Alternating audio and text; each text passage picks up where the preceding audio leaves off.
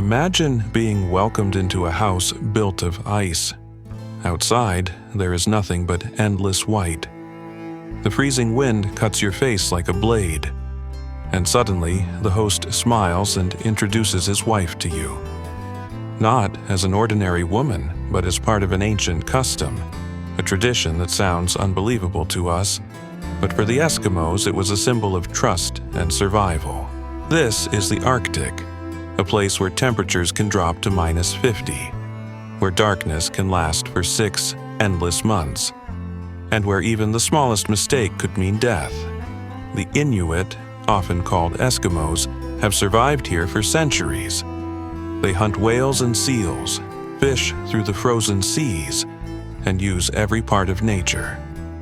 Their homes are igloos built of ice, yet warmer than the deadly cold outside.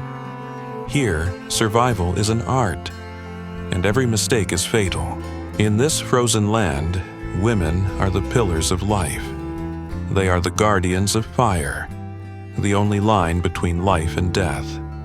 They dry the meat, prepare animal skins for clothing, and raise the children in the endless cold and darkness. For the Inuit, a woman is not only a wife, she is a partner in survival. Without women, no hunter could endure the merciless Arctic. But one tradition of the Eskimos has always shocked outsiders. When a stranger entered the home, the host could sometimes offer his wife to the guest. This was not a matter of immorality, but a sign of trust and alliance. In a land where hostility meant death, unity was everything. Sometimes this practice even linked bloodlines and turned enemies into friends. For us today, this may sound bizarre, even unacceptable. But for them, sharing everything, even the dearest of bonds, was a way to keep the community alive.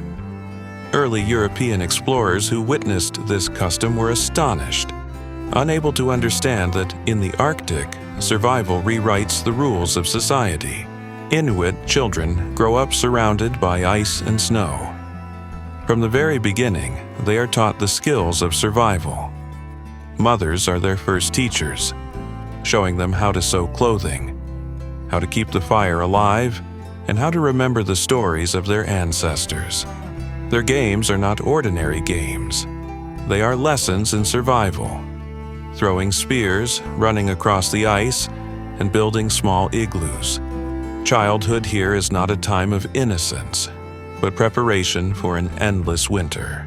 When we look at the lives of the Eskimos, we see that survival is not always about fighting nature.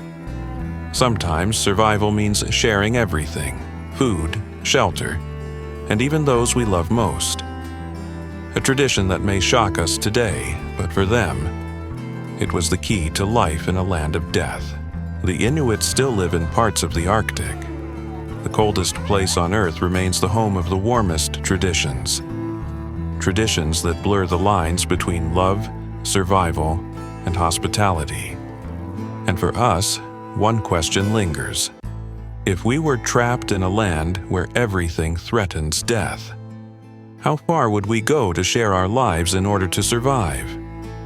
If this glimpse into the frozen world of the Inuit moved you, don't let the story end here. Subscribe, so together we can uncover more hidden lives and forgotten traditions around the world.